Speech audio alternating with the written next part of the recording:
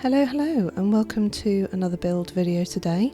We are just doing a 50-litre aquarium for my mum as a gift. So we're going to put some substrate in some bags for this build, just to avoid any of the critters digging it up. And we're going to just pop some gravel on top to create a nice deep bed for us to be able to plant into. We've got a little filter here and a small heater that will do for the aquarium size. And I'm going to add some NutriBase into this one. This has got a mix of fertilisers, beneficial bacterias and lava rock, so it should give the plants a good boost.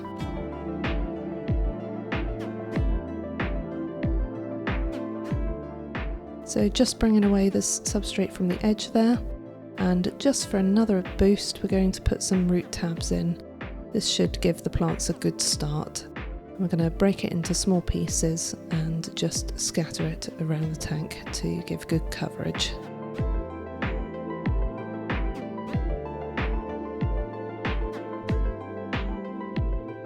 And just a capping of some decorative sand. We're going for a nice pale sand here, as the wood that we're going to be popping in here is quite dark, so it should add a nice contrast. And there we go, this is a couple of pieces of bogwood, and I'm just placing some small pieces of stone around the bogwood so that we can glue it onto the rocks and avoid it floating. Bogwood is notorious for floating. It feels quite heavy when you lift it, but I found that if you don't glue it down, it will just float up and ruin your scape. So trying to put these in relatively randomly, make it look a bit natural, and just filling a bit of the cavity there with some more sand. So we're using a tissue and superglue method, so we just pop a little bit of tissue in between the contact points between the wood and the rock, and then squeezing some superglue, which is just a standard cyanoacrylate superglue, and that will create an almost rock-like bond between the two pieces of hardscape. In areas where it's particularly visible, I'll put a little bit of sand over it to just help hide those sticking points. I'm just going to pop some little twigs on just to kind of give it a little bit more of a natural look, as if we've got some roots coming out. This took quite a while because it wasn't necessarily giving me the look that I wanted, so in the end you'll see that I've moved most of the roots down towards the bottom with a couple trailing from the top.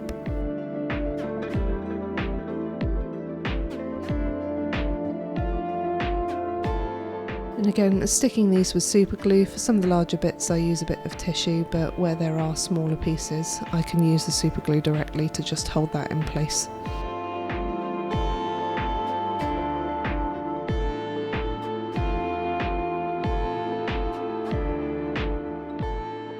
It's very important to stick the smaller twigs down because they absolutely will float. So we've got the plants now we're going to put in here.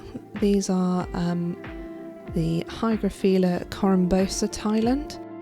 This is a nice plant. It does actually quite well in slightly lower lighting conditions, so that will be nice for the background. We've then got a Hyptis lanceata. Again, that's a new one to me, so I thought I'd give that a go and bring that slightly further forwards. We're just prepping the plants. We're taking off as much of the rock wool as we can, so that just limits the amount of nutrients that go into the water column.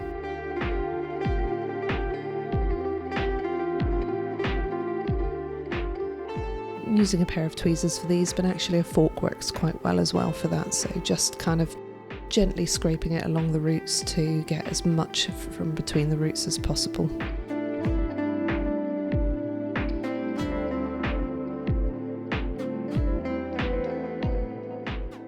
This has actually turned out to be one of my favourite plants. I've used it quite a few times since. and it grows really well. Very, very much an easy grower.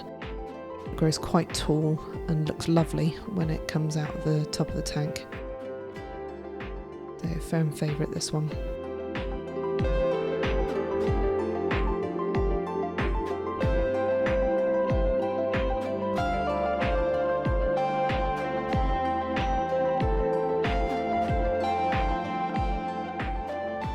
This one I'm going to still tuck towards the back, but pop potentially slightly in front some of these other plants. The leaf shape, which is much more feathered, gives a nice contrast against the quite straight edges of the plants behind it.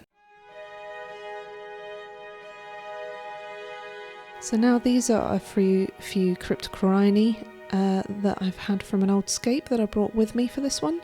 So these do well in lower lightings, but they've actually grown to a decent size, so you'll see here that I split it up into some smaller sections and pop these in the more shady areas of the tank. And this is a dwarf sedge. It's a kind of very leaf-shaped plant, and it looks quite nicely when you tuck it around the rocks and kind of between the twigs.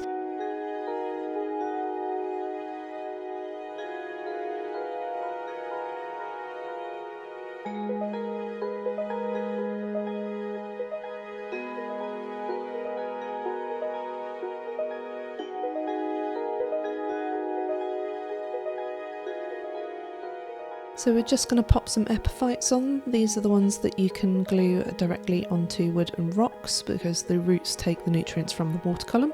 So as long as you be careful around the rhizome, then they work quite well. So I'm just kind of sticking these in kind of certain areas on the wood, not necessarily covering too much of the wood, but the darker leaves give a nice contrast against the bright green of the other plants. Particularly that section there, there's a bit of glue there that you can see from me sticking the twig onto the main bit of wood.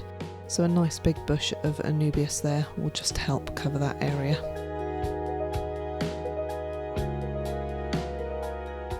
And now that we've filled it up, we're going to pop some quick start in, which is the beneficial bacteria. It just gives a little bit of a boost. We're going to get some snails in relatively early on in this to just kick-start the cycle. And the Aqua Essential, which takes out the heavy minerals from the water, so metals, sorry, not minerals. And you don't need too much of that at all because it's a very small tank.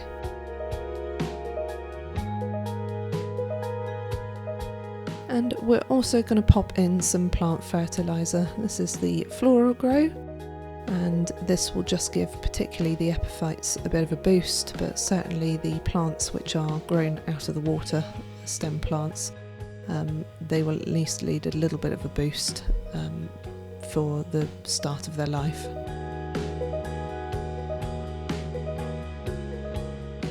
And here are the snails. We're just going to pop a few of these in, and as they break down some of the plants that are converting into their aquatic state, they will produce some waste or poop into the water, and what that will do is that will get the cycle going so that we can pop some other critters in soon after.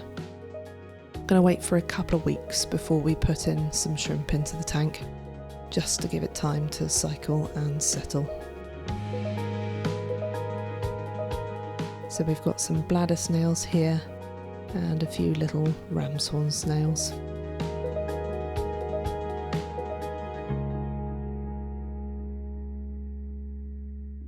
So that is the tank all scape. And as you can see, the lights that come with this tank are on the side, so it's a little bit shady at the back, so we may have a bit more difficulty with the plants that are at the back of the tank. And this is 4 weeks later. So we put some shrimp in between, and we've just gone and got some fish. So we have some Japanese rice fish here, some medakas, They've got lovely bright blue eyes. Unfortunately, they are quite fast, so my camera is struggling to focus on them. But they are very pretty little fish. We thought the white would be nice to stand out against the green of the plants.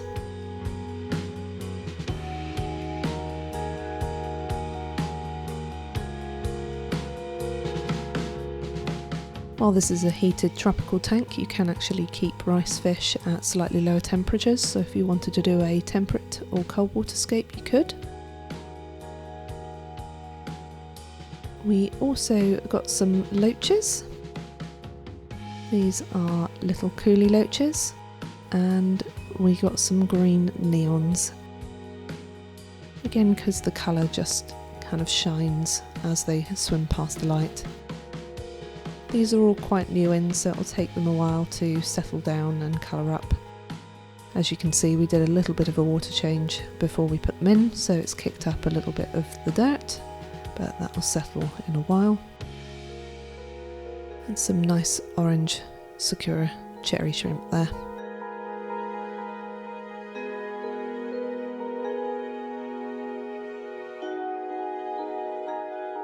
They're obviously hiding away a bit at the moment, but they quite like the back. It's nice and sheltered, and hopefully they will settle in soon.